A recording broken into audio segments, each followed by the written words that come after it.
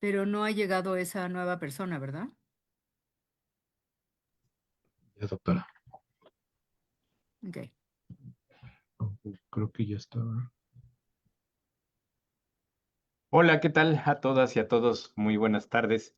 Bienvenidos al ciclo de conferencias Tlaxcala 500 años de historia extraordinaria. Esta es la quinta jornada en una colaboración y un esfuerzo muy importante de la UNAM Tucson. El día de hoy, en esta quinta sesión, vamos a hablar de los procesos de falsificación de documentos de la época colonial.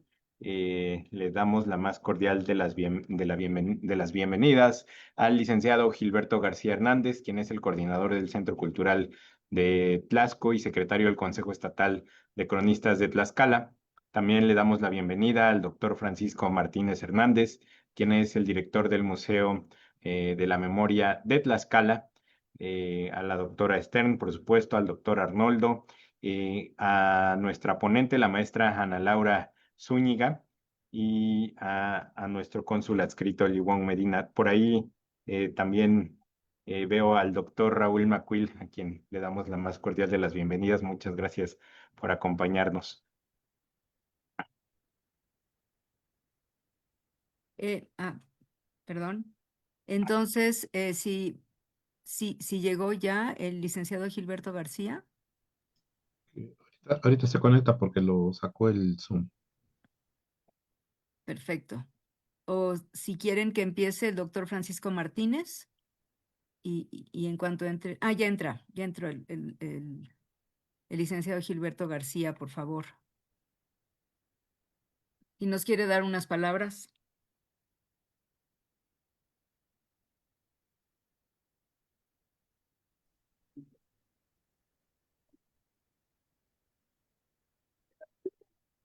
¿Todos me escuchan? Pues si le puede aumentar el volumen, mejor.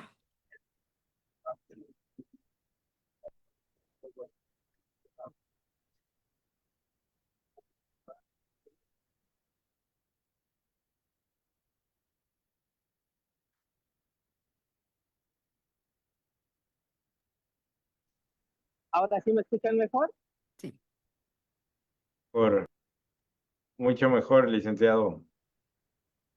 ¿Sí? ¿Se escucha mejor? sí. Y adelante. Bueno, muy buenas tardes a todos.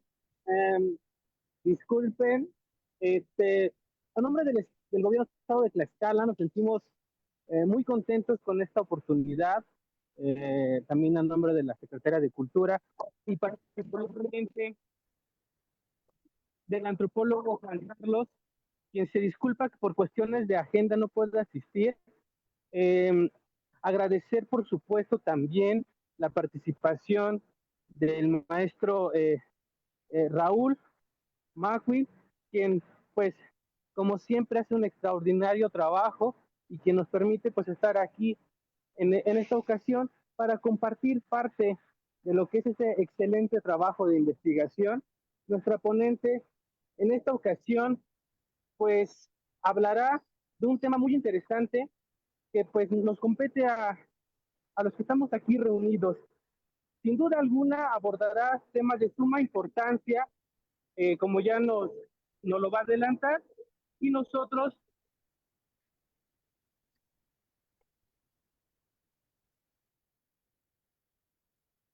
disculpen, tenemos un problema con el audio. Sí, como bien lo señalaba, pues muchas gracias una vez más por esta oportunidad.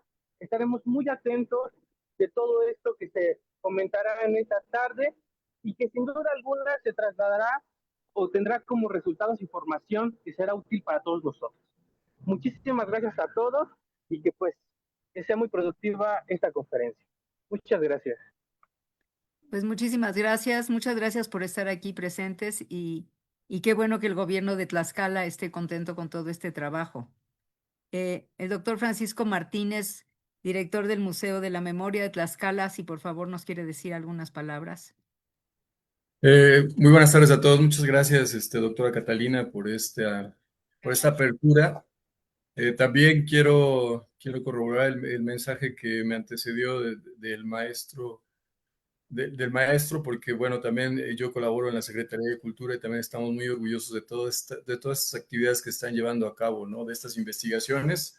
Creemos que es algo muy importante el sembrar, el difundir todo este tipo de investigaciones, este patrimonio, ¿no? Entonces, también desde el Museo de la Memoria, pues les damos un agradecimiento, saludo a todos, al cónsul Fernando, también al cónsul Lee Wong y todo el equipo que ahorita está llevando a cabo esta transmisión. Estamos muy atentos para seguir con la ponencia de la maestra Ana Laura.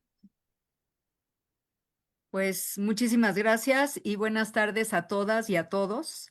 Seguimos con la maravillosa aventura que iniciamos en diciembre del año pasado, gracias al doctor Raúl Macuil, el ciclo Tlaxcala, 500 años de historia extraordinaria, que nos ha permitido aprender una parte importante de nuestra historia que no aparece aún en nuestros libros de texto. Ya aparecerá.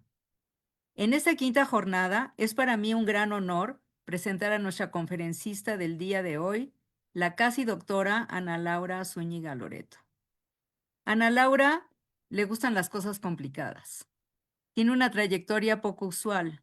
Es licenciada en física con una tesis en física de partículas por la UNAM, maestra en historia internacional por el CIDE y actual doctorante de historia en la Universidad de Columbia, en Nueva York.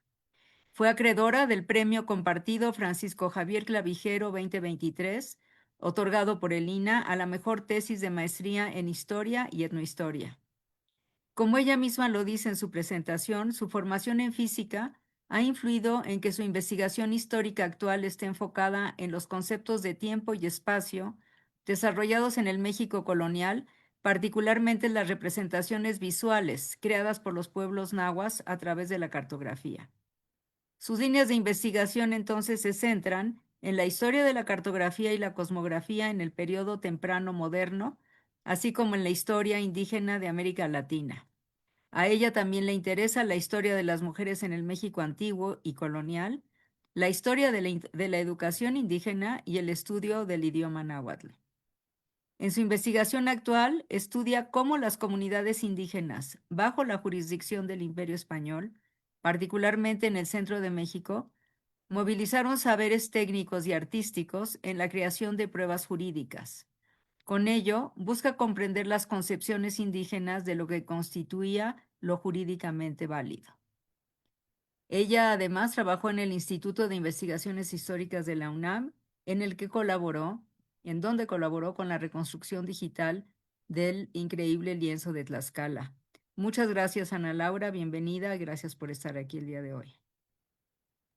Sí, muchísimas gracias por esa gran presentación y también quisiera agradecer al doctor Raúl Macuil, a usted, la doctora Catalina Stern, a la UNAM Tucson y a todos los presentes por la invitación y por la oportunidad de poder estar aquí compartiendo con ustedes eh, esta pregunta que tengo, ¿verdad? Porque en la historia yo creo que, y en general en la academia tenemos a veces muchas más preguntas que respuestas. Entonces, a mí me gustaría compartirles una presentación que hice. Eh, ahí me dicen si la pueden ver. Em, Se ve la pantalla, ¿verdad? Sí, sí se ve, maestra. Perfecto. Entonces, hoy lo que a mí me gustaría compartirles es esta cuestión de los procesos de falsificación documental en la época colonial. Pero antes de entrar en materia y antes de empezar a analizar este caso, a mí me gustaría comentarles cómo es que llego a este tema de la falsificación documental, ¿no? Y es gracias al estudio y a mi interés por este corpus llamado Códices Techaloyans, que está datado hacia finales del siglo XVII, principios del XVIII, y que consta de más de 50 manuscritos con una pictografía, soporte y contenidos similares distribuidos a lo largo del centro de México. Y en Tlaxcala hay uno, que es el de Calpulalpan. Pero bueno, o sea, ¿por qué? O sea, ¿qué tiene que ver los códices Techaloyan con, con esta pregunta sobre la falsificación? Y bueno, o sea, es sobre todo por cómo los historiadores se aproximaron a ellos. Si bien ahorita ya no es un debate historiográfico si estos documentos son o no falsificaciones, durante un tiempo por su materialidad, por su contexto tan difuso y en realidad porque nos enfrentábamos ya a producciones eh, ahora sí que pictográficas tardías, pues no se sabía muy bien qué eran estos documentos, ¿no? Y uno de los investigadores, digamos, como más autoritario o que tenían mayor autoridad en el tema, lanzó esta frase, ¿no? Y él decía que el uso pretencioso del náhuatl y la datación indígena por reclamar una antigüedad que los documentos, en este caso los techaloyan, no poseían al momento de su elaboración, hacen evidente la presencia de una falsedad deliberada. Pero la cuestión del fraude, es decir, la intención de obtener una ventaja ilegal mediante la creación de los documentos, es más compleja. Debe haber habido muchos motivos por los cuales los pueblos involucrados encargaron la preparación de los códices.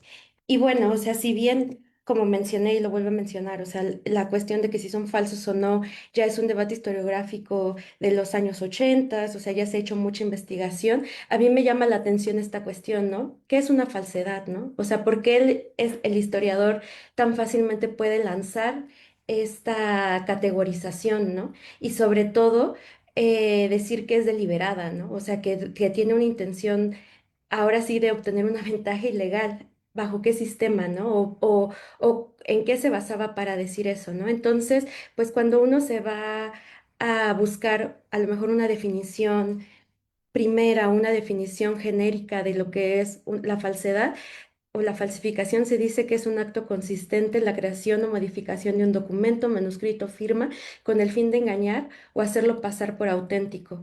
Pero todas estas categorías, pues en realidad si nos damos cuenta esto de lo que es auténtico, ¿no? O sea, pues es en sí mismo puede ser historizable, ¿no? O sea, lo que es auténtico para una cultura o para un pueblo no necesariamente va a ser auténtico para otro, ¿no? Y sobre todo si pensamos que estamos hablando de un sistema colonial, ¿no? Siglo XVII, siglo XVIII, pues es la imposición de un sistema incluso de autentificar cosas sobre otro, ¿no? Entonces la pregunta ya no se vuelve tan fácil, ¿no? No es tan fácil hablar de falsificaciones, no es tan fácil hablar de documentos auténticos y sobre todo cuando estamos hablando de que son documentos producidos en un momento histórico particular, ¿no? Entonces la pregunta cambia, ¿no? O sea, ¿qué era o qué elementos debía de tener o no tener un documento para ser considerado una falsificación? Pero esto es difícil de responder, ¿no? O sea, esto así de buenas a primeras es difícil. Entonces, creo que para aproximarnos a esta pregunta de qué era una falsificación en el siglo XVII o para la monarquía hispánica en este caso, que es el régimen jurídico con el que estamos dialogando, entonces, más bien cambia la pregunta de qué es un documento legítimo, ¿no? ¿Qué es un documento legítimo? Entonces, vamos a explorar primero por ahí, ¿no? Y algo muy importante que a mí me gustaría señalar es además la importancia de la legitimidad cuando estamos hablando de la monarquía hispánica, porque si bien, no sé, ya es bien sabido que la monarquía hispánica era un sistema conciliar, que se conformaba por un conjunto de consejos, colegiados que se encargaban de las distintas materias y territorios del imperio, pues vemos que es un imperio demasiado complejo, ¿no? Por ejemplo, en el siglo XVIII, cuando alcanza su máxima plenitud, pues era un imperio que abarcaba tres continentes, ¿no? O sea, que abarcaba la península ibérica, que abarcaba lo que eran las Indias occidentales y orientales, ¿no? Las orientales es lo que hoy es Filipinas, y todo, y bueno, gran parte del continente americano, ¿no? Entonces, para que la monarquía hispánica pudiera asegurar que sus documentos fueran legítimos, pues tenía que mover muchos aparatos, ¿no? O sea, no es tan sencillo entonces contestar la pregunta, ¿no? O sea, cómo desde la península ibérica las autoridades podían emitir documentos legales, ¿no? ¿Cómo era esa competencia, ¿no? Entonces la pregunta se complejiza todavía más, ¿no? O sea, porque es administrar un imperio. eh, ahora sí que transoceánico y que además abarcaba 3 continentes y tratar de administrar toda una cuestión burocrática, ¿no? Entonces eso es lo que creo que hace muy interesante, que si bien si es una historia burocrática, preguntarse por la legitimidad de documentos, lo vuelve interesante cuando lo vemos a esta escala, ¿no? Que es una escala que involucra tratar de administrar un imperio que era para menos, o sea, complejo y que estaba conviviendo con múltiples poblaciones, que además tenía 2 océanos que lo atravesaban. O sea, entonces solamente quiero dejar esto como contexto y que claro, que aunque nos enfoquemos en la Nueva España y después veamos casos particulares del estado de Tlaxcala, o sea, mucha de esta legislación pues en teoría debía de aplicar a todos estos territorios, ¿no? Y bueno, o sea, la monarquía hispánica a partir de 1636 diseña todo un aparato de autenticidad a partir de una pragmática. Y en esta pragmática el rey Felipe IV dice que no se puede hacer ni escribir ninguna escritura ni instrumento público ni otros despachos que por menor irán declarados en una cédula nuestra, si no fuera en papel sellado con 4 sellos que para este efecto hemos mandado disponer con la diversidad, forma y calidades que se contienen en dicha cédula, porque nuestra voluntad es añadir esta nueva solemnidad del sello que forma substancial para que sin ella no puede tener efecto ni valor alguno. Y esto se da sobre todo por 2 cosas, ¿no? Número uno, de aquí podemos ver que el sello real o estos 4 sellos, pues es el fundamento de la legitimidad del documento, ¿no? O sea, tiene que tener esta característica. Y además de necesitar, digamos, como eh, un mecanismo para asegurar la validación documental, también otra cuestión por lo cual la monarquía hispánica en este momento, en 1636, decide generar ahora sí que o gestionar este aparato de autenticidad es porque se encontraba en crisis, ¿no? Entonces también era una forma de recaudar impuestos. Si tú querías tener acceso a este papel sellado con que le iba a dar legalidad a tu documento, entonces tenías que pagar cierta cantidad de dinero, ¿no? Entonces aquí vemos que es un imperio que que se convierte en un imperio de papel, ¿no? Porque le permite gestionar con esto o tener cierto control sobre lo que es legal, lo que es jurídicamente válido y además recaudar impuestos, ¿no? Entonces tenemos que tener en cuenta que tiene esos 2 componentes y, o sea, que la legitimidad también está ligada con un pago de impuestos. Entonces eso se vuelve extremadamente importante. Y además genera una jerarquía documental, porque se generan 4 sellos y 4 sellos con distintos costos, ¿no? Y entonces es el sello primero que, bueno, y aquí los tienen, ¿no? El sello primero, por ejemplo, era para las mercedes emitidas por los virreyes, los presidentes, las audiencias, los gobernadores, las capitanías, o sea, es decir, para asuntos sumamente importantes, o sea, de primer nivel.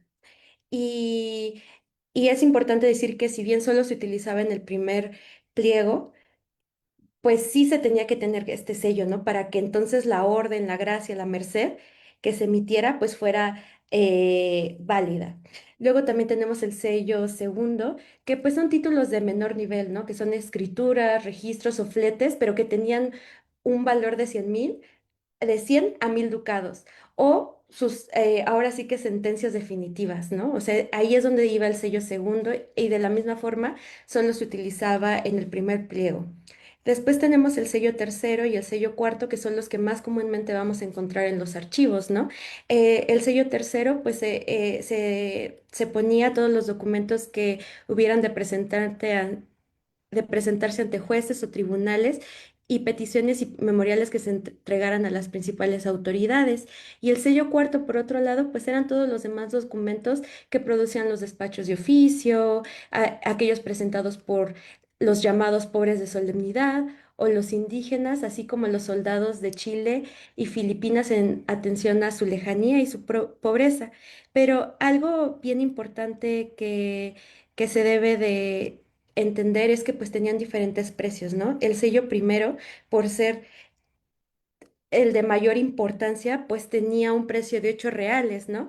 El sello segundo tenía un costo de 2 reales, el sello tercero de 1 real y el sello cuarto de 1 cuartillo, ¿no? Y como para tratarnos de dar una equivalencia, pues 1 real equivalía a 8 pesos, ¿no? Entonces, pues en realidad sí era relativamente costoso, o sea, tener acceso a este papel sellado, pero al menos estos precios establecidos para la península ibérica, pues eran mucho más accesibles que, como vamos a ver, para las Indias, ¿no? Occidentales y orientales, que era muchísimo más caro. Y bueno, el uso de papel sellado de la Nueva España, ¿no? Y aquí yo les muestro, por ejemplo, una venta de tierras hecha por Juan Felipe y Elena Melchora a Diego Serrano, que podemos encontrar en el Archivo Histórico del Estado de México, escrito en náhuatl. Y como podemos ver, pues es un sello cuarto que se selló o que era válido para el año de 1671 y 1672, ¿no? Entonces tenían esta duración de 2 años. Pero bueno, como yo mencioné anteriormente, la monarquía hispánica pues estaba dividida o estaba más bien el poder distribuido en estos consejos, ¿no? Y para el caso de la Nueva España y para la distribución del papel, era el Consejo de Indias el órgano encargado. De lo referente a esta nueva renta en todos los reinos, provincias de las Indias Occidentales, islas y tierra firme del mar Océano, ¿no? Esa era como la categoría que englobaba a todo lo que no era la península ibérica. Y por insistencia del Consejo de Castilla, se determinó que todo el papel sellado dirigido a los territorios de ultramar fuera producido y sellado en la península, a pesar de la dependencia del despacho de las flotas o los riesgos marítimos. Y esto es en cierto punto por el control, porque como mencioné anteriormente, o sea, el sello real pues era en realidad la personificación del rey mismo, ¿no? Entonces, andar distribuyendo los sellos por aquí y por allá, pues era hasta cierto punto, pues dar ese poder o que pudiera hacerse de mal uso ese poder, ¿no? Entonces, por eso mismo el Consejo de Castilla, pues quería tener lo más centralizado posible, pues la renta. Pero pues eso claramente provocó que los costos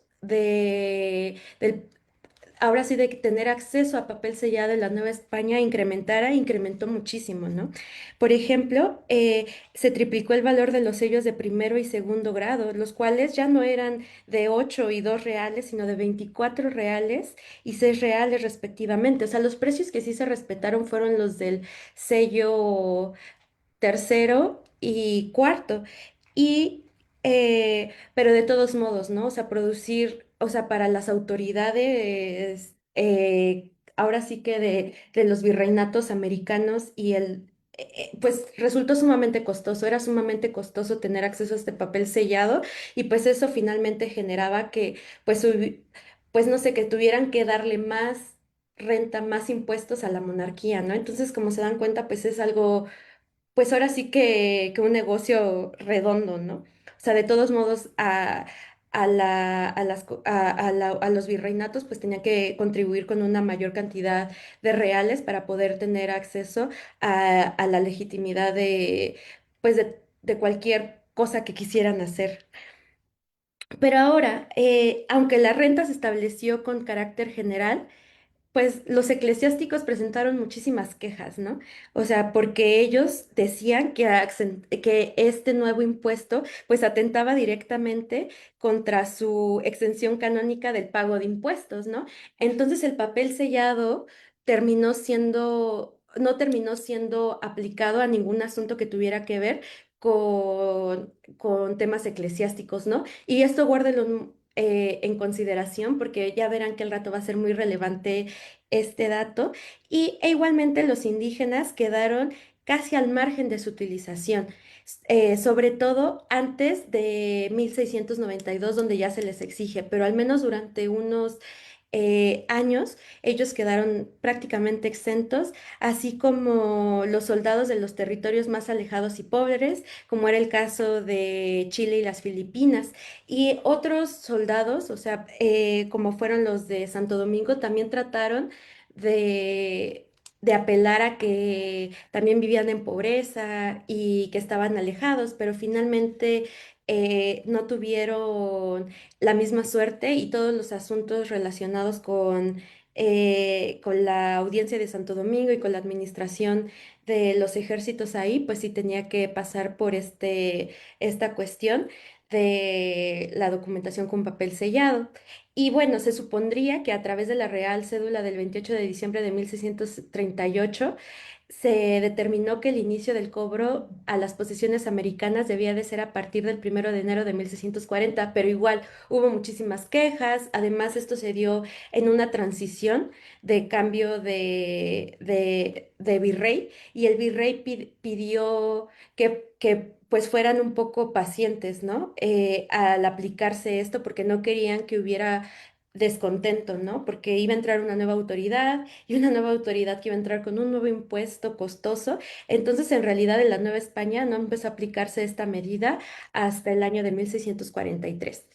Y algo también bien interesante que encontré hace poquito, y es como un dato de color, en, en el Archivo General de la Nación, es que hubo una cédula enviada en 1678 que decía que todo el papel sellado sobrante se utilizara para la fábrica de naipes, porque los naipes españoles pues estaban también regulados por la monarquía, ¿no? Y su venta no podía distribuirse más que en sus manos, ¿no? Y esto lo vuelve extremadamente interesante, ¿no? Porque incluso los retazos, lo sobrante, era administrado por la monarquía, ¿no? Entonces, y ellos decidían en qué se hacía. Y algo así interesante es que en su creación se prohibía, o en esta cédula también se prohibía que los empleados y sirvientes del palacio jugaran ahí dentro, ¿no? Entonces, incluso se regulaba lo que se hacía, no solo con el papel sellado vigente, que para el caso de la Nueva España era de 2 años, sino además con los retazos. Y en este caso, pues era el hacer naipes de papel como el que muestra aquí en la imagen. O sea, la monarquía hispánica, algo que debemos de entender es que su modo de control era burocrático, ¿no? Y a lo mejor eso es parte de lo que se heredan las instituciones americanas, ¿no? Este control a través de la burocracia, ¿no? E incluso del papel muerto, que en este caso pues se convertía en naipes.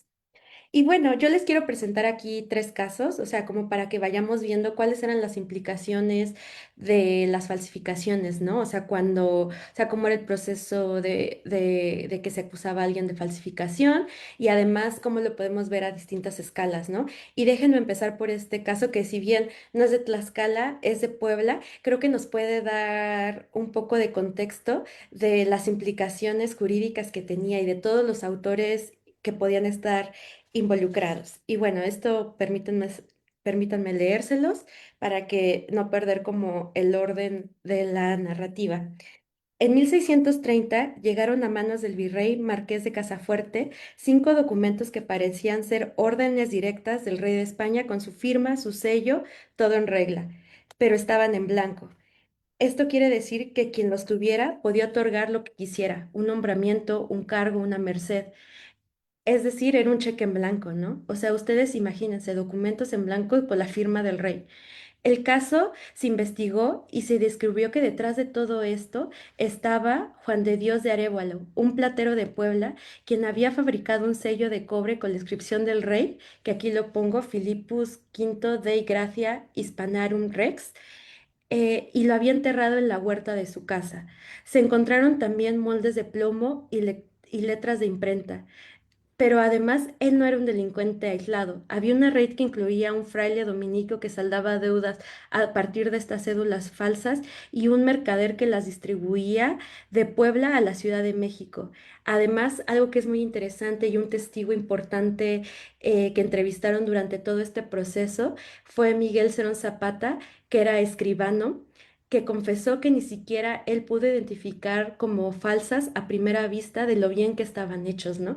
Entonces, algo que es muy interesante aquí, pues es primero, o sea, que no falsificó cualquier sello, ¿no? O sea, falsificó un sello primero, o sea, uno de los máximos, o sea, ahora sí que con él podía prácticamente, como mencioné, un nombramiento, saldar una deuda, dar una merced, o sea, eran eran ahora sí que un cheque en blanco, pero o una cédula en blanco que tenía mucho poder, ¿no? Y aquí sería en la imagen superior como el tipo de sello que falsificó, ¿no? Y además, ay, perdón, algo que es bien interesante de todo esto también es que era un platero, ¿no? O sea, estamos viendo también el nivel de maestría que tenía esta persona, ¿no? Juan de Dios Arévalo. Y esto es interesante, o sea, porque los plateros de hecho fueron o estaban muy vigilados por la monarquía, porque precisamente eran los que tenían las capacidades para poder llegar a hacer este tipo de trabajos, ¿no? Entonces sí había cierta regulación sobre los plateros. Bueno, pero este delito era bien grave, ¿no? Porque el sello real no era simplemente un marcador burocrático, como he estado constantemente mencionando y como menciona este autor que se llama Rafael Diego Fernández Sotelo, eh, era el propio monarca representado y sacralizado, ¿no? O sea, falsificar una firma del rey y además falsificar su sello, pues era en realidad un delito de lesa majestad.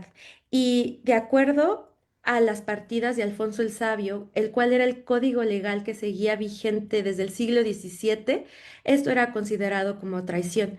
Y ¿por qué? Porque en las partidas dice lo siguiente: cuando alguno hace falsa moneda o falsea los sellos del rey, es sobre todo decimos que cuando alguno de los hierros sobredichos es fecho contra el rey o contra su señoría o contra procomunal de la tierra, es propiamente llamado traición. ¿Y eso qué quiere decir?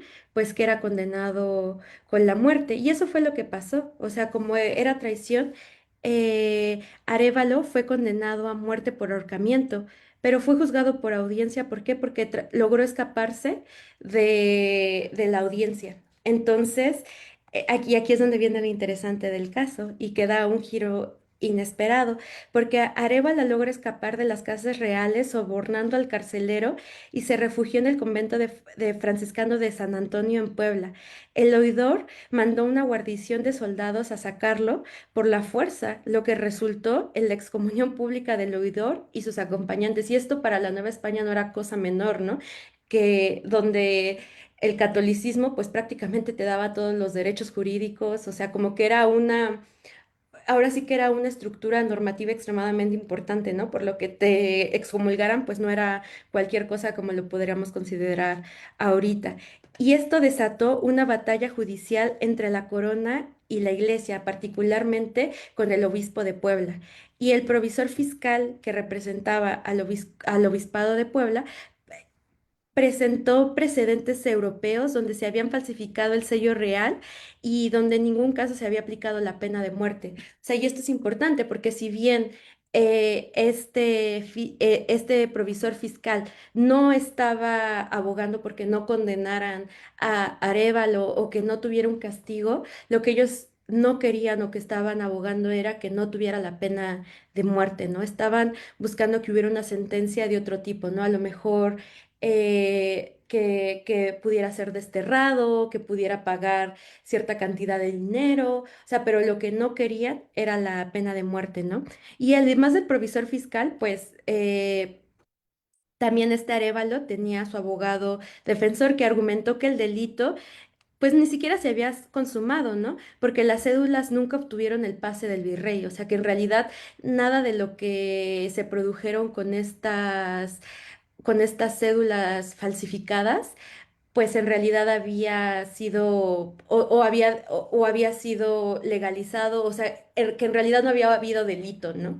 O sea que si bien sí se había generado estas cédulas, pues todo lo contenido ahí, pues nunca había tenido ahora sí que una aprobación jurídica o había pues prácticamente que no había tenido ninguna consecuencia legal y además tampoco atentaba directamente contra la salud o contra la integridad física de su majestad, ¿no? Entonces que la sentencia de ahorcamiento pues era demasiado, ¿no?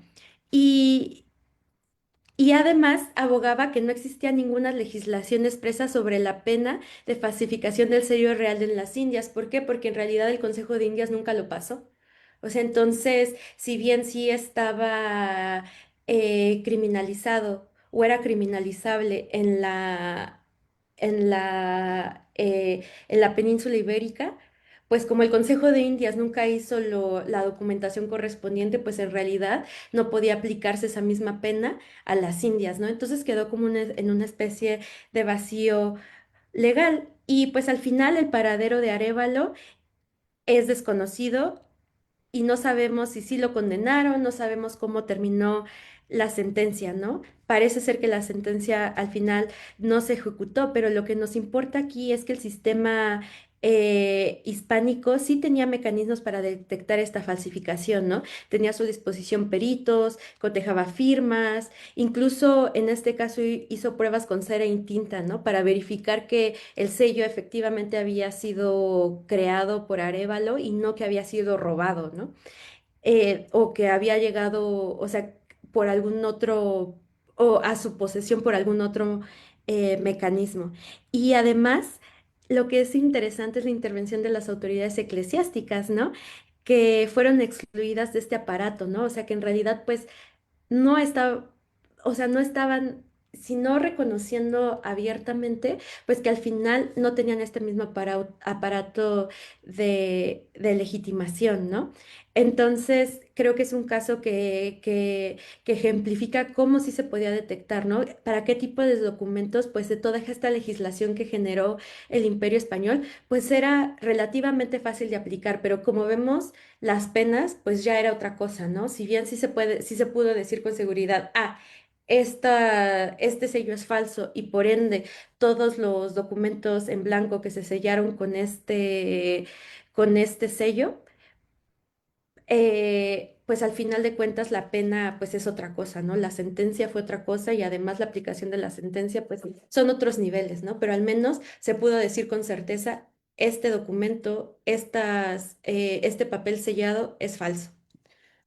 Pero ahora, vámonos al caso 2 que les traigo preparados, ¿no? Que aquí les puse los títulos de propiedad de un cacique ficticio que fue, bueno, sacado a la luz, analizado por la doctora Etelia Ruiz Medrano en este maravilloso artículo que se llama El espejo y su reflejo, títulos primordiales de los pueblos indios utilizados por españoles en Tlaxcala durante el siglo XVIII. Entonces, en 1770, en Tlaxcala, dos hacendados, Alejandro Muñoz de Cote y Luis Atanasio Gil, atravesaban una situación delicada. Estaban siendo demandados por el Cabildo de Tlaxcala por ocupar tierras y no tener títulos legítimos que avalaran esta ocupación.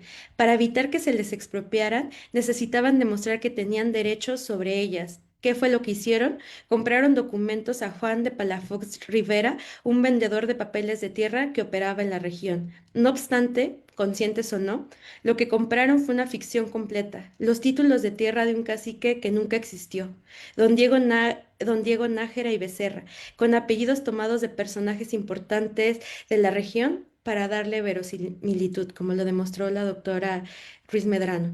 Lo interesante del caso es que nos permite ver los elementos que componían una cadena documental que legitimaría las tierras. Ahí tenían una real cédula de Carlos V, otorgándole las tierras por servicio en la conquista a este supuesto don Diego Nájera y Becerra, un testamento donde el cacique muere sin herederos, o sea, o sea, como eh, ahora sí que muy ad hoc para lo que necesitaban estos dos hacendados, una orden de venta de las tierras, las cartas de venta, las actas de posesión y hasta dos lienzos pintados, ¿no? Como los que vemos aquí en esta imagen, que es accesible a través de la plataforma de Mapilú del Archivo General de la Nación. Y todos estos documentos, además, a excepción, claro, de la Real Cédula, estaban hechos en náhuatl y tenían una traducción al castellano. Y para que simular esta antigüedad documental, lo que hicieron, lo que hizo este Juan de Palafox y sus creadores fue maltratar los escritos y lienzos, pues para que parecieran más antiguos, ¿no? Para que el uso pareciera pues ahora sí que de siglos atrás, ¿no? Y la creadora, según confesó Palafox, habría sido una india de los alrededores de Tlaxcala. Y bueno, yo quiero que aquí notemos la diferencia con el caso anterior, ¿no? Aquí, pues era épocas de Carlos V, estamos hablando del siglo XVI, todavía no estaba, o sea, si bien se había sellos reales, pues todavía no había un mecanismo, las cédulas reales no estaban mandadas ni hechas en papel sellado, ¿no? O sea, no hay, eh, ahora sí que no hay un delito de falsificación de sello real, ni los instrumentos, digamos, de legitimación que ya había para el siglo XVI, ¿no? Entonces, eh, digamos que sí se fabrican documentos coloniales como cédulas, testamentos, cartas de venta, pero de una tradición documental menos regulada que la que existía ya hacia mediados del siglo XVII. Y además en este caso, pues no hay un sello de cobre que desterrar, no hay marcadores materiales controlados por la corona, ¿no? Quizás en la cédula la firman, ¿no? Sería como algo que podrían entrar los peritos, ¿no? Pero aquí entra otra lógica documental. Entonces, ¿cómo se detecta o cómo se estipula, cómo se dice que, que esto era una falsedad? Bueno, por un lado, pues fue de mi palabra contra la suya, ¿no? Porque los hacendados alegaron que creyeron que los documentos eran legítimos e incluso Muñoz de Cote los envió a su abogado, ¿no? Para demostrar que de verdad a la Ciudad de México, para que el abogado dijera que sí eran legítimos, ¿no? Y el abogado mismo creyó y le dijo que le parecían ser enteramente falsos, ¿no? O sea, estos personajes genuinamente creí, o al menos eso decían, quizás para evitar las penas que les iban a dar por haber utilizado documentos falsos. Incluso ellos trataron de que no solamente, o sea, de tener ahora sí que segundas opiniones, ¿no? E incluso Atanasio Gil estaba tan convencido de su autenticidad que mandó a traducir la parte náhuatl ante el gobernador de Tlaxcala, o sea, ante el cabildo de Tlaxcala, o sea, quería que estos documentos fueran avalados por el cabildo, pero ya había la confección de Palafox, ¿no? Y además, él agregó que había vendido papeles falsos a al menos 8 pueblos de la región. Entonces, es así como pudieron juzgarlos por una cuestión criminal, ¿no? ¿Por qué? Porque, o sea, porque además, número uno, ¿no? O sea, había la confesión. Número dos, eran los títulos de propiedad de un cacique que no existió, es decir, no se podía comprobar que esta persona, número uno, ni existió, o sea, fue creada y por ende, pues toda la documentación asociada a este personaje, pues no tenía ningún sustento ni histórico ni legal, ¿no?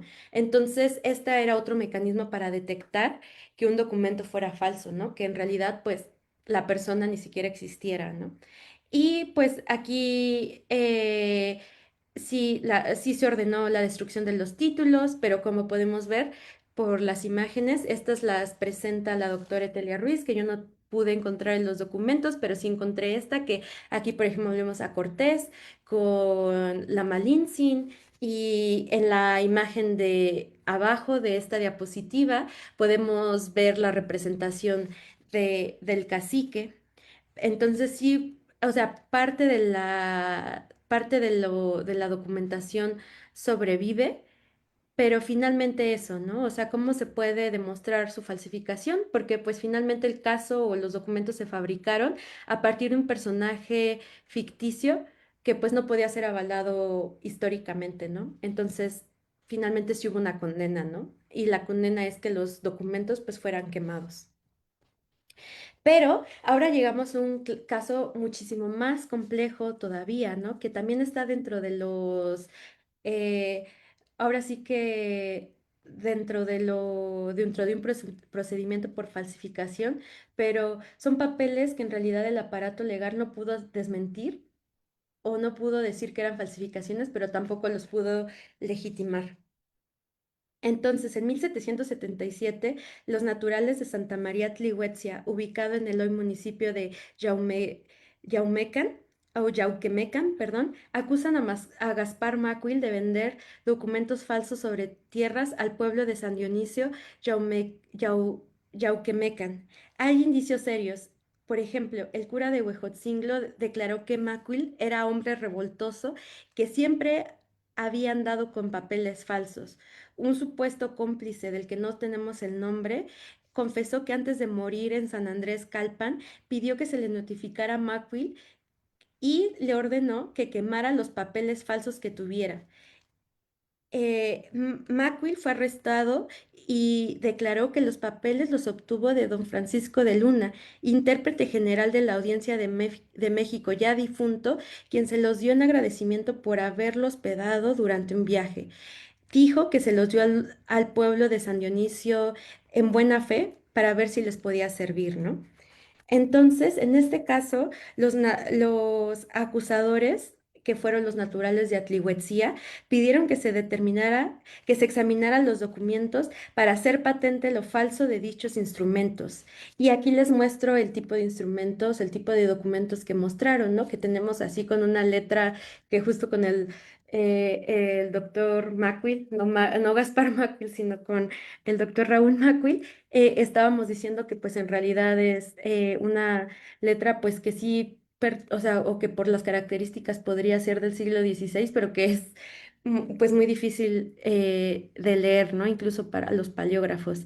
Y precisamente aquí es donde el caso se vuelve fascinante, porque para poder determinar si estos documentos eran falsos o no, se llamó a Juan Jiménez, un perito descrito como inteligente en la lectura de los papeles antiguos, quien examinó los documentos y dictaminó que parecían ser un testimonio de un título de ganado mayor a favor de los naturales de Santa María Tlihuetzia de 1592 y además vio otro documento que les había dado también Gaspar Macquill, que era un título a favor de los naturales de San Dionisio Yauquemecan de 1521.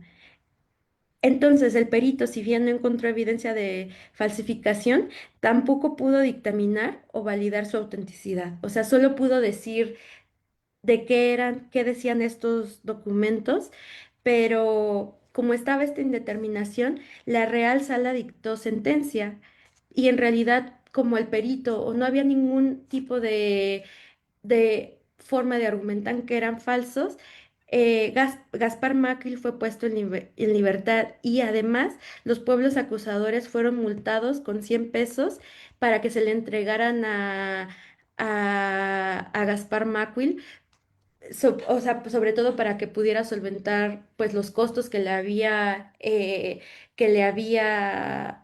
dado pues el tener que estar en juicio y además que estuvo 3 años en prisión, ¿no? Entonces era como una especie eh, de manera pues de poder, de compensación. Y también el abogado fue multado, ¿no? Entonces aquí, aunque el sistema jurídico español intentó juzgar estos documentos y tenía los mecanismos para hacerlo, como por ejemplo convocar un perito experto en documentos antiguos, no pudo determinar ni que eran falsos ni que eran verdaderos, a diferencia de los dos casos anteriores, ¿no? Donde el sistema tenía mecanismos más claros de detectar la falsificación con certeza. Y entonces vemos que incluso aquí, pues todo este sistema jurídico pues tenía una limitación, ¿no? O sea, a lo mejor cuando se trataba de documentos que tenían sellos o que tenían, pues digamos, características que estaban reguladas directamente por el sistema jurídico hispánico, pues era fácil, ¿no? O si no, pues había formas o mecanismos más certeros de poder determinar la autenticidad o la falsedad de los documentos, ¿no? Pero en este caso, con documentos del siglo XVI en español, pues era mucho más, se volvía incluso más difícil, ¿no? No era tan sencillo, incluso para los peritos, determinar si era auténtico o era falso, ¿no? Y entonces aquí es donde yo me pregunto, ¿no? Y regresando un poco a la pregunta que yo les había puesto, ¿no? O sea, ¿qué documentos pueden ser analizados como legítimos o falsos a partir de categorías provenientes del sistema legal español, ¿no? O sea, y además esto, ¿no? O sea, los documentos indígenas, los manuscritos indígenas que se crean durante el siglo XVII, XVIII, pueden ser analizados por estas categorías, o sea, porque precisamente, ¿no? O sea, los mecanismos para legitimar, las autoridades que los legitimaban, pues muchas veces eran comunales o eran de parte del mismo cabildo indígena, ¿no? Y no pasaban por estos mecanismos, o sea, no necesitaban un sello real para que la comunidad los considerara legítimos, ¿no? Entonces, aquí es donde se vuelve muy difícil, ¿no? Y es donde viene un poco esta perspectiva desde quizás la historia de la ciencia o desde la epistemología histórica, ¿no? De cuándo podemos utilizar estas categorías, ¿no? Y si bien al historiador no le compete o no le compete decir si un documento es jurídicamente falso o verdadero, pues se complica todavía más, ¿no? Porque muchos de los pueblos pues todavía siguen teniendo documentación, no nada más pictórica, ¿no? Sino también colonial, que quizás no va a tener todos los sellos que los monarcas o que las autoridades novohispanas esperaban, ¿no? Entonces, precisamente, o sea, ¿hasta qué punto podemos hablar de legitimidad y falsedad cuando estamos hablando de documentos que se producen en contextos fuera digamos, como de los espacios controlados directamente por la monarquía hispánica? Entonces, eso es más bien como una pregunta que a mí me gustaría dejar aquí, ¿no? Que se queda de reflexión y sobre todo porque, pues no. O sea, si los historiadores sí podemos, no sé, a lo mejor para entender qué tipo de documentos estaban produciendo estos supuestos falsificadores, o sea, quién está llevando a cabo estas denuncias, ¿no? Porque cuando son los pueblos mismos los que están diciendo es que pensamos que estos documentos son falsos, entonces, ¿cómo está respondiendo ahí el aparato, ¿no? Y entonces, como historiadores, ¿cómo nos vamos a aproximar a esos documentos, ¿no? Nosotros podemos llamarles falsearios tan fácilmente. O a lo mejor también tenemos que pensar en otras lógicas o en otras incluso tradiciones de producir documentos en la época colonial. Entonces, yo con esta reflexión, pues les agradezco su atención y aquí dejo mi correo electrónico por si alguien quisiera tener contacto y pues no sé, o sea, si hay espacio para preguntas o para cualquier otra cosa.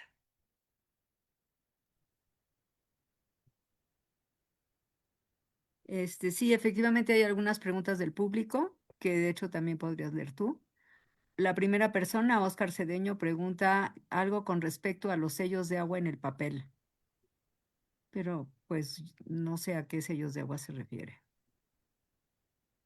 Sí, sí, y es que eso es sobre todo de los fabricantes, o sea, muchas gracias por la pregunta, porque, o sea, los sellos de agua también eran importantes y sobre todo porque había solamente una fábrica en Madrid para generar este papel sellado y entonces estos sellos de agua también son importantes para, o sea, como para legitimar que si fuera que el papel sí estuviera hecho por los canales aprobados por la monarquía. Entonces, sí, eso es otra cosa a considerar también, ¿no? Y sobre todo por lo mismo, porque su producción estaba sumamente regulada. O sea, en realidad solo había una fábrica que tenía la autorización de hacer este papel sellado y dependiendo de la calidad o de la relevancia que iba a tener un documento, era el tipo de papel por el que se mandaba el tipo de papel que se mandaba a sellar. Entonces, sí, eso también podría ser utilizado para determinar si un documento,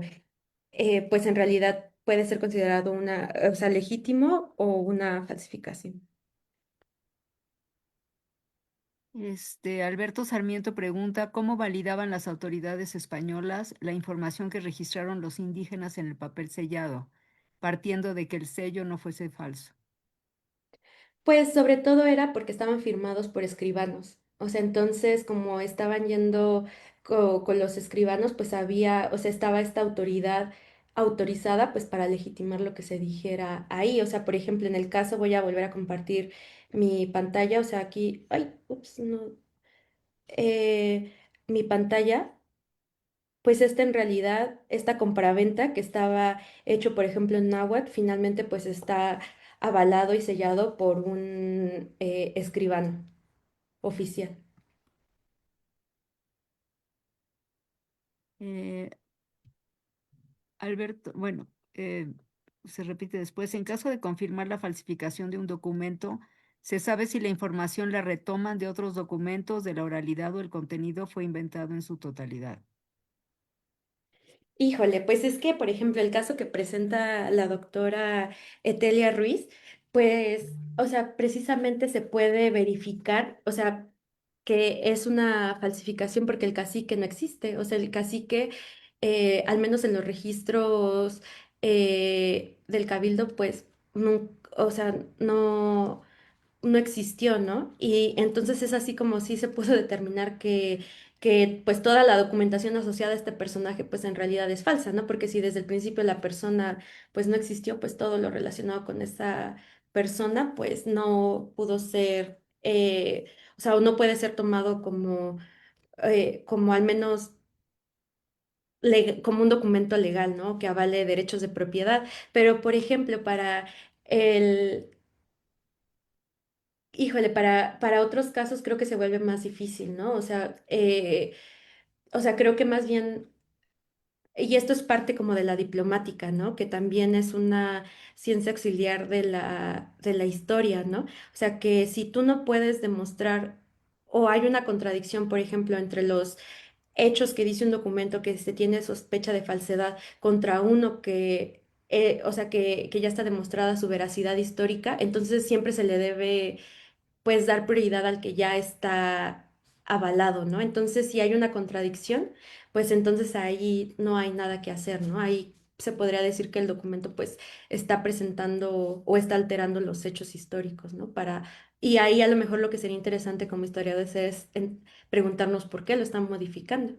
O sea, como qué trataban de ganar al modificar o al introducir estos personajes a lo mejor ficticios, ¿no? En el caso de nuestros hacendados pues era para poder legitimar su posesión de las tierras, ¿no? Para el caso de Palafox, si era quien lo vendía, pues tener una ganancia económica, ¿no? Entonces ahí es donde podemos a lo mejor, pues no sé, hacernos esas preguntas, ¿no? De qué ganaban al modificar o al crear esta documentación.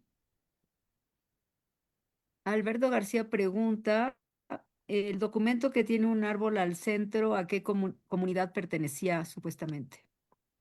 Un árbol al centro, a ver, vamos a ver a cuál se refiere. Eh, yo me imagino que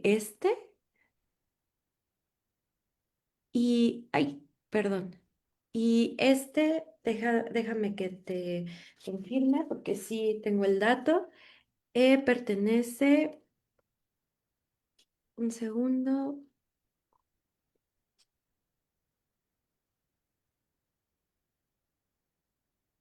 ay, 41.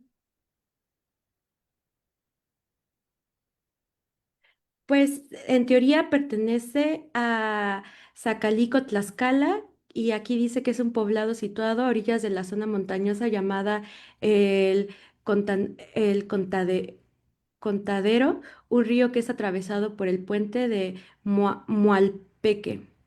Y aquí precisamente en este se especifican los límites de las tierras de don José Gómez de Silva, don Luis Atanasio Gil, Alejandro Muñoz y don Juan Bernal. Entonces es de San Antonio de Jupa y Zacalico. Pues todavía quedan muchos comentarios. Doctor Macuil, no sé si usted quiere comentar lo que escribió. Sí, nada más estaba transcribiendo algunos comentarios que están en el Facebook. Por ejemplo, Ramírez Valle dice, Maestra Ana, coincido con usted cuando hace referencia de los trámites que se realizaban en Puebla en lugar de la propia Tlaxcala. Y eso perdura en el siglo XIX, pues existe información en el Archivo General e Histórico de Tlaxcala, juicios civiles y criminales. Y después, la misma Ramírez Valle dice, en derecho hoy se sientan precedentes. Existe la posibilidad de que en el caso del falsificador del sello real exista algo similar para hacer un ajuste legal en los procesos, salvando la distancia en el tiempo.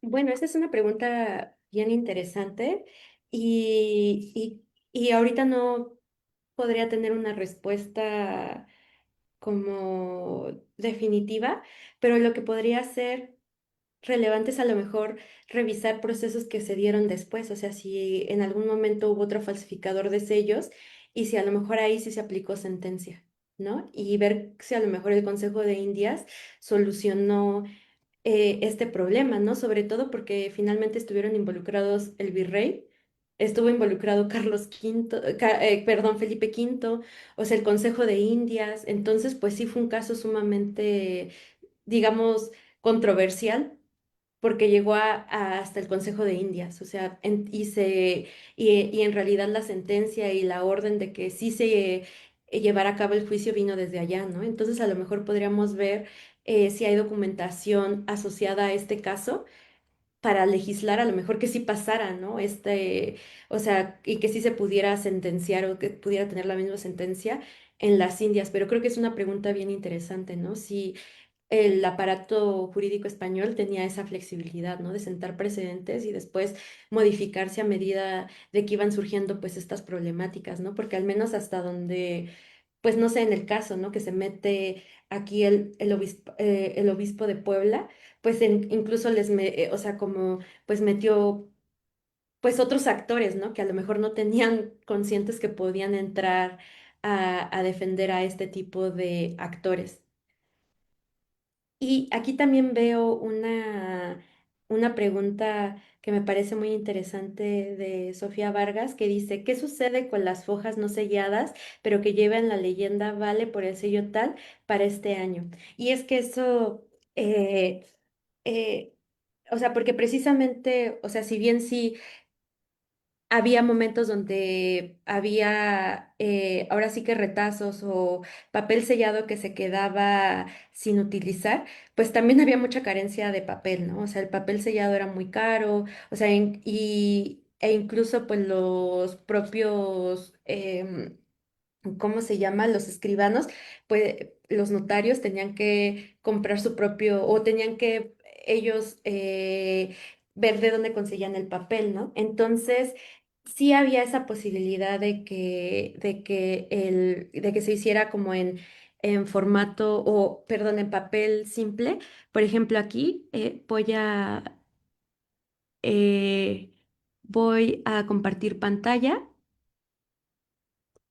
Y, por ejemplo, aquí, ¿no? O sea, el sello primero, que era el más caro, por ende también el más costoso, o sea, solo se utilizaba en el primer pliego, ¿no? Y todos los demás pliegos que estuvieran asociados a esta gracia o merced, se utilizaba sello tercero, ¿no? Y, por ejemplo, para cuando se utilizaba sello segundo, y de la misma forma, o sea, solo se utilizaba en el primer pliego y las siguientes hojas podían hacerlo en sello cuarto o incluso en hoja sencilla, ¿no? Entonces sí, sí, o sea, como finalmente los escribanos sí tenían ciertas, eh, pues no sé, o sea, sí tenían cierta autoridad o estaban avalados, entonces sí, sí podía, o sea, su firma también era importante, ¿no? Entonces esas leyendas pues también contaban como,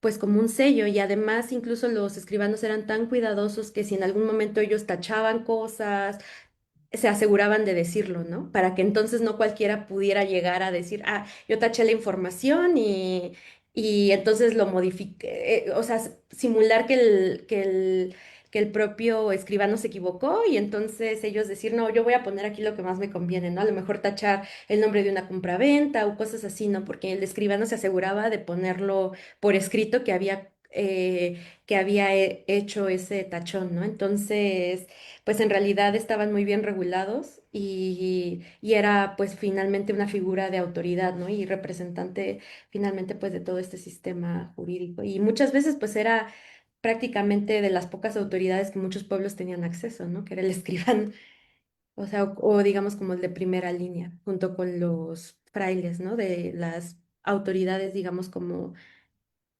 europeas, que en muchos pueblos pues era el escribano y el fraile. Entonces, pues sí, sí tenían mucho cuidado y mucho peso lo que decía un escribano. Y creo que el doctor Raúl tiene una pregunta. Pues sí, porque Ah, pues, de mi ancestro, el libro pasado, mi ancestro, de apellido aunque sea.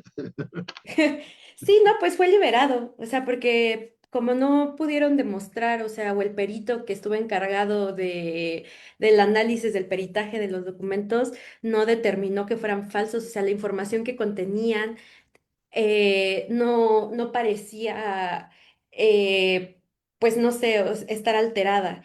Y además, tampoco el tipo de letra, o sea, como la inspección tanto externa como interna del documento no denotaba que se trataba de una falsificación, entonces lo dejaron libre. Incluso hasta le pagaron, ¿no? Por daños. Pero sí estuvo 3 años en la cárcel, ¿no? Pero sí se llevó 100 pesos de compensación, entonces quedó libre.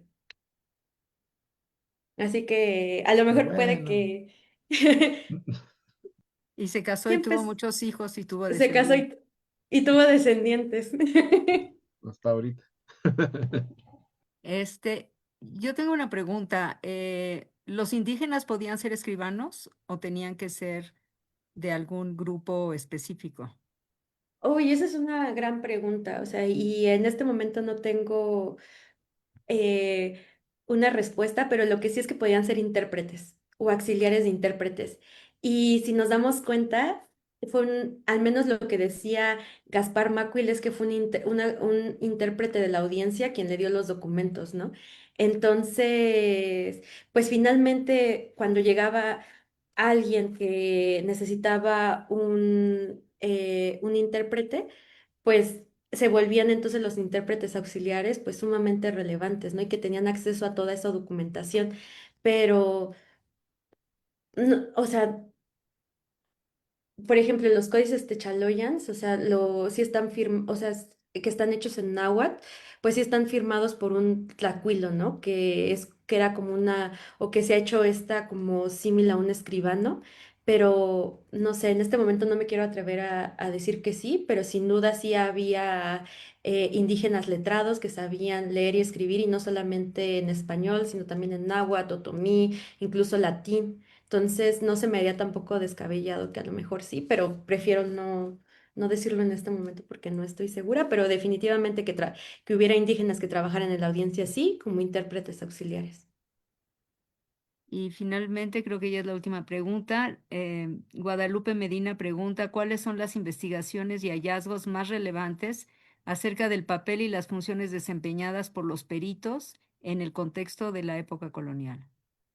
Uy, esa es una gran pregunta y hay algunas investigaciones, o sea, por ejemplo, hay una por María Luis Martínez de Salinas Alonso que se llama El establecimiento del impuesto del papel sellado en el siglo XVII, adaptación y variaciones administrativas en las Indias, o sea, porque precisamente pues iba cambiando, ¿no? O sea, y ahora que lo digo con la pregunta sobre si se generaban precedentes, pues justamente a través de estas cédulas pues iba haciendo cada vez más especificaciones, ¿no? De cómo debía aplicarse, de los costos, o sea, como que se iba modificando, o sea, pero eso sería interesante verlo, ¿no? O sea, la cuestión de los peritos, o sea, como si hay una investigación de los peritajes en sí mismos, o sea, al menos hasta lo que yo he podido leer y lo que leí para esta presentación y también para lo que voy a desarrollar en mi tesis de doctorado, pues precisamente eso es algo que a mí me gustaría desarrollar, ¿no? Y precisamente por la formación de historia de la ciencia, ¿no? ¿Cuáles eran estos mecanismos de legitimación, ¿no? ¿Qué formación tenían estos peritos?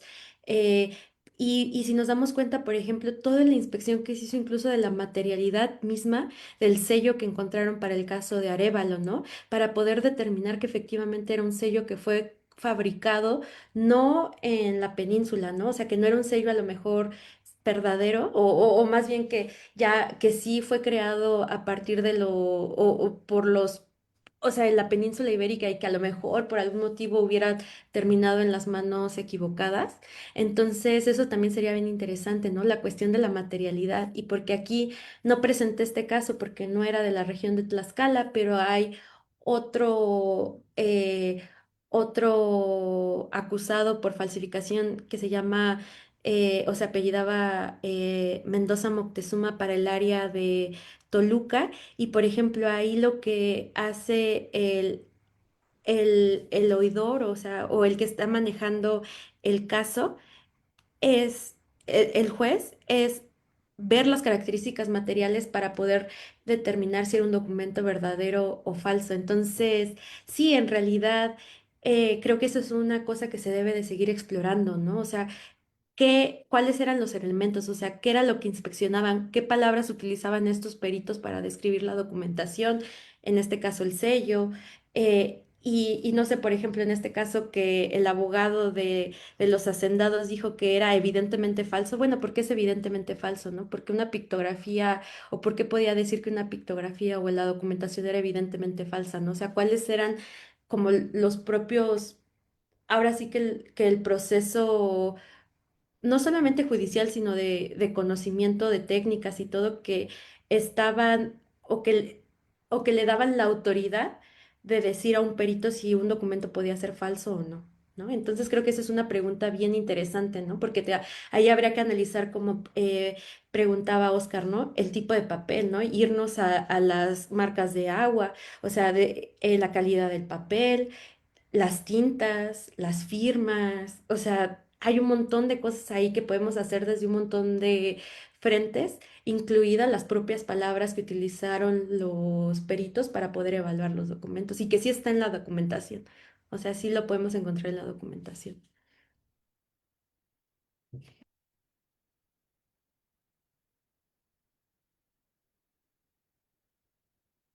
Creo que está cerrado su micrófono, doctora. Perdón. ¿O lo quiere leer, doctor Macuil, de Patrimonio Tlaxcalilla? Ah, ya. Sí, Patrimonio de Tlaxcala dice, ¿qué tanta validez histórica tienen las relaciones de méritos? Por acá, en Hidalgo y Querétaro, las han usado mucho para construir el relato de fundaciones. Lo digo tomando en cuenta que están escritas en su mayoría del siglo XVIII, a casi 200 años de distancia. Saludos desde Tlaxcalilla, Huichapan, que por cierto, Tlaxcalilla es Fundación Tlaxcalteca, ya en el norte. Sí, muchísimas gracias. Y es una pregunta bien interesante, ¿no? Y precisamente creo que tú das en el clavo de por qué me interesé precisamente en esta pregunta de eh, o sea, de la legalidad pues precisamente de la legitimidad de documentos o cómo se muestra. O sea, porque, no sé, por ejemplo, cuando se habla de títulos primordiales, pues es que finalmente muchos de ellos sí se encuentran en el Archivo General de la Nación, ¿no? O sea, son traducciones de documentos más antiguos que están hechos por, por traductores, que vienen en papel sellado, o sea, que tienen todos estos mecanismos y que por eso se consideran legítimos, ¿no? Y que incluso muchos pueblos han utilizado para sus litigios de tierra, o sea, que es un mecanismo que está incluso todavía presente, ¿no? Y que se reconoce por el aparato jurídico del Estado mexicano, ¿no? Pero cuando tenemos documentos, digamos, que están dentro de las comunidades y que son, no sé, por ejemplo, lienzos o que son otro tipo o con otros soportes, otro tipo incluso de documentos escritos, entonces ahí es donde se vuelve más difícil, ¿no? Y, y pues validez histórica, pues ahí habría que hacer otra vez, ¿no? Un cotejo de la información, de lo que sabemos a través de otras fuentes, quienes lo firmaron, ¿no? Porque muchas veces, no sé, por ejemplo, estoy tomando un seminario de paleografía ahí en el Instituto de Investigaciones Filológicas con la maestra María Elena, y ella nos contaba de un caso que le tocó. Pues ella como experta en paleografía y en diplomática, sobre creo que algo en Guadalajara, sobre un documento de Guadalajara, pero que tenía firmas de Hernán Cortés y de Cristóbal Colón, ¿no? Entonces, pues en realidad Cristóbal Colón nunca llegó a Guadalajara, ¿no? Y por supuesto que no estuvieron, digamos, nunca coincidieron Cristóbal Colón y Hernán Cortés, ¿no? Entonces ahí, pues, aunque finalmente puede ser que la información que contuviera ahí no necesariamente fuera falsa y estuviera hecha a partir del testimonio oral, pero la firma pues te está diciendo otra cosa, ¿no? Entonces, inclusive, por ejemplo, ahí está firmando como Hernán Cortés y si nos damos cuenta y revisamos cómo firmaba Hernán Cortés, él firmaba como el Marqués del Valle, ¿no? No como Hernán Cortés. Entonces, incluso una verificación de firmas, ¿no? Puede ser, no sé si está diciendo que lo firmó, vamos a suponer, el virrey Mendoza. Entonces, una forma, y tenemos ahí la firma del virrey, a lo mejor una forma de verlo es irnos a cotejar firmas que sí o documentos que sí sabemos que están firmados por Mendoza, a lo mejor a la AGN y ver si coincide la firma, ¿no? Y si vemos que la firma no es igual, pues entonces eso nos daría un indicio de que probablemente, si bien no todo el documento, pero al menos sí la firma, podría ser apócrifa. Entonces, se vuelve difícil, ¿no? O sea, creo que se tiene que ir de caso en caso y además la región de Hidalgo, Querétaro, justamente son fundaciones que se dan posteriormente, ¿no? O sea, que su documentación es un poco más, pues, posterior. Entonces, también, pues, no sé, o sea, creo que sí se tiene que ir caso por caso, ¿no? Porque, no sé, en el caso de los Techaloyans, de los códices Techaloyan que yo he estudiado, o sea, la documentación o la memoria histórica que muestran es muy particular, ¿no? Y incluso hablan de cómo llegó Axayácata y conquistó el Valle del Matlatzinco y cómo después hubo migraciones hacia Guerrero. Entonces, no sé, o sea, es información que sí se puede verificar a través de otras fuentes, ¿no? Pero que tú no esperas en este tipo de formatos tan tardíos, ¿no? Que una historia que en teoría sucedió en el siglo XV esté siendo rememorada hasta el siglo XVII, ¿no? Entonces, la tradición oral termina siendo muy poderosa y puesta en papel también, pero entonces ahí habría que ver, por ejemplo, pues no sé, a lo mejor sí, para darle más validez al documento, a lo mejor no intencionadamente, pero hacer esto, ¿no? De ponerle dos firmas de dos personajes que ni de, que no llegaron a Guadalajara, ¿no? O sea, como, entonces ahí habría que evaluarlo, pero no sé, o sea, nuevamente, ¿no? Eso creo que justo era en un proceso de un juicio legal donde se llamó a una especialista en el tema de la paleografía, o sea, entonces, o sea, se requiere de mucho conocimiento documental como para poder hacer una aseveración tan grande, ¿no? Por eso de nuevamente, ¿no? Regreso a Bora, que él dijo tan categóricamente, esto es falso, es como de, bueno, ¿bajo qué argumentos, no? O sea, no es tan fácil que podamos utilizar estas categorías, ¿no? O sea, como historiadores, porque además, no sé, también algo que es bien interesante de la documentación indígena es que es muy local, ¿no? Entonces, a lo mejor un estilo que se utilizaba en una región no va a ser el mismo que lo que utilizaban, no sé, en el área de Yucatán, ¿no? Entonces tampoco las puedes comparar entre ellas, ¿no? Porque no puedes decir, ah, no, como no se parece al de Yucatán y al de este otro pueblo, entonces no, es falso, ¿no? Porque cada uno también siguió independientemente desarrollando y siguiendo desarrollando pues sus propios sistemas documentales, ¿no? Incluso después de la conquista, ¿no? Entonces tampoco es tan fácil como quererlo dejar estático y decir, no, pues es que si no es un documento que sea como en el siglo XVI, es falso, ¿no? Se vuelve mucho más complicado que eso. Entonces te tienes que ir a hacer hasta análisis materiales, ¿no? Si ya te quieres ver muy así como estricto, o sea, de incluso la tinta, ¿no? ¿Qué tipo de tinta es? Entonces vuelvo a lo mismo, es creo que muy difícil, o sea, por eso es necesario hacer este tipo de investigaciones, ¿no? O sea, de entender cuáles eran los mecanismos que utilizaban las autoridades españolas y ver que incluso los españoles en muchos momentos tuvieron dificultades para poder determinarlo, ¿no? O sea, que no siempre era tan sencillo como decir, ah, sí, falso, verdadero y san se acabó, ¿no?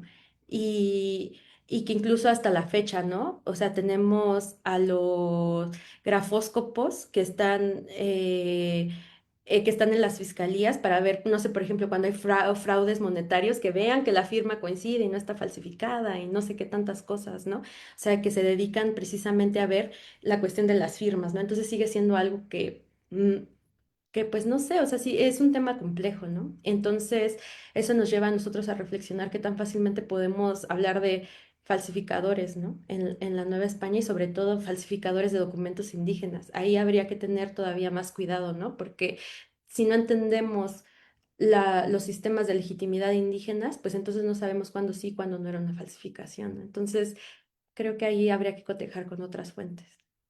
Perdón, me extendí, es que esta es una pregunta que me parece sumamente interesante y que creo que está en el centro de toda esta charla, ¿no? O sea, de, de, si lo podemos, si podemos darle validez histórico, ¿no? Pues es que incluso hasta una documentación falsa para un historiador es históricamente relevante, ¿no? Porque te habla de la historia, de otra historia, ¿no? Entonces, históricamente, pues sí, ¿no? O sea, tiene un valor histórico, jurídico, pues quién sabe, ¿no? Ahí ya tendré que son otros procesos por los que tendría que pasar el documento, ¿no? Sobre todo si se quiere utilizar en un juicio de la actualidad, ¿no?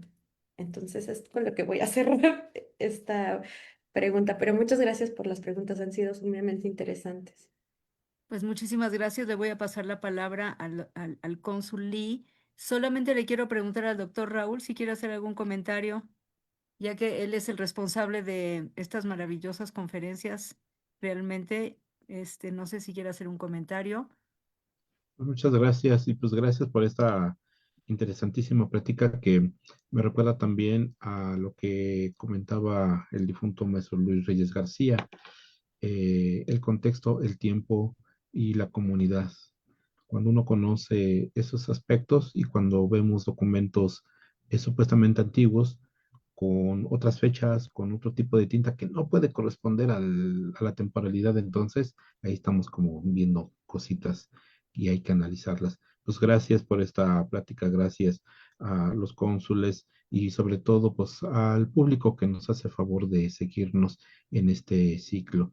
Y pues le cedo la palabra a doctora Catalina. Pues, y yo se las cedo para concluir al cónsul Lee Wong, por favor. Pues muchísimas gracias a todas y a todos y sobre todo a la audiencia. Doctora Ana, qué viaje tan magistral nos regaló con una expertise que lo hizo muy ameno, muy cercano y creo que para cerrar, además de obviamente reiterar el agradecimiento a la UNAM Tucson, al gobierno de Tlaxcala, al doctor Royal McQuill, vale la pena retomar la frase o una de las frases que usted dijo, doctora Catalina, al inicio, que es que esta historia de Tlaxcala todavía no está en la historia de México, o al menos no tan asentada en la historia de México.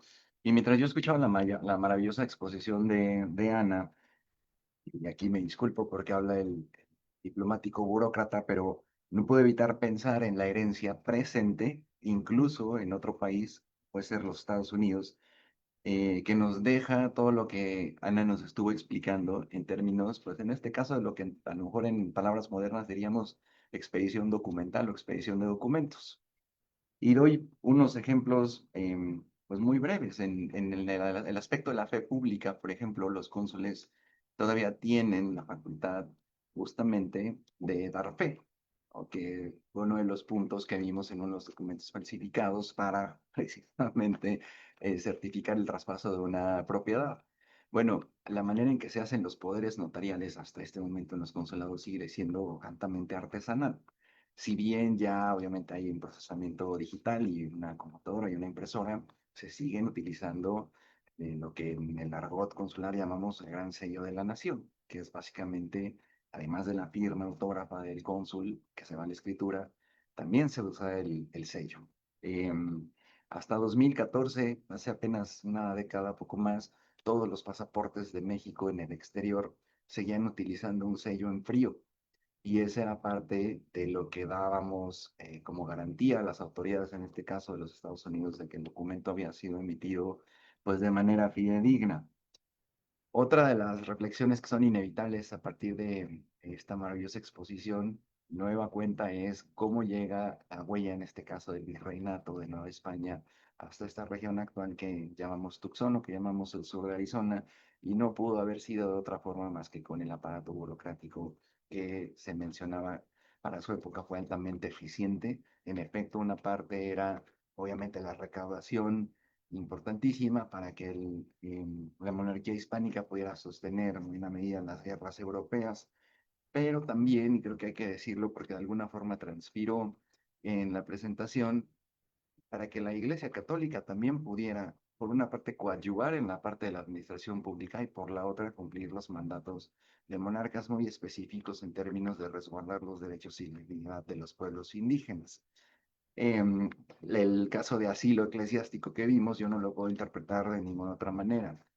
Creo que de alguna forma el Estado Vaticano hasta la fecha en el texto moderno sigue insistiendo en exactamente lo mismo, que es básicamente hay un derecho, en aquel entonces pues era obviamente un derecho virreinal, un derecho monárquico, hoy hay un derecho internacional, también en parte un derecho eclesiástico, y pues las personas no pueden ser sometidas a ciertos procedimientos, sobre todo si involucran la pérdida de la vida, sin que se siga el debido proceso. Y pues lo último que también dejo como reflexión, y creo que con eso cierro, vinculando de nueva cuenta la parte consular, es que todavía hasta fechas muy recientes en nuestro quehacer diario, en el ámbito de la protección que brindamos a las personas mexicanas que están en alguna situación de desgracia, parte de la documentación que solíamos aceptar, creo que estamos en una transición ya de modernización, pero que solíamos aceptar eran documentos eclesiásticos. Por ejemplo, si alguien estaba en una situación de vulnerabilidad en la que no tenía la manera de probar que había nacido en México, que no tenía propiamente un acta de nacimiento, bueno, una de las cosas subsidiarias que se permitían, con eso no bastaba, pero subsidiarias, era la fe de bautismo. Y la razón, de nueva cuenta, son estos ecos históricos de la coadyuvancia en la administración pública del virreinato. De alguna forma se suplía esa función de la autoridad civil, de tener los registros de nacimiento, de matrimonio, de defunción, en este caso pues incluso de alumbramiento, y se complementaron ya en el siglo XX, parte del siglo XXI, con toda la parte formalmente civil. Hasta la fecha se reconocen varios de esos documentos y varios de los procedimientos que escribió Ana en el Código Civil Federal, por ejemplo, en términos de certificación de los documentos que emitimos en la función consular. Entonces, esos ecos están vivos. Me da mucho gusto ver la participación de todo el público y las preguntas que nos compartieron. Creo que son igualmente estimulantes y nos permiten acercar o cerrar la brecha entre este pasado aparentemente muy lejano que empieza en el siglo XVI, pero pues que en realidad tiene un esplendor tremendo, en particular en el sur de Arizona en el siglo XVIII, que son varios de los casos que vimos, y pues hasta la fecha sigue reverberando en el quehacer de todos los días de quienes estamos en las oficinas de México atendiendo a la población mexicana que está lejos de casa. Así es que, de nuevo cuenta, muchísimas gracias por este hermoso proyecto. Estamos muy entusiasmados de continuar con la divulgación. Agradecemos de nueva cuenta al gobierno de Tlaxcala, a la UNAM Tucson, y pues nos sintonizamos, perdón, en la próxima transmisión. Muchísimas gracias. Gracias, muchas gracias. Hasta luego.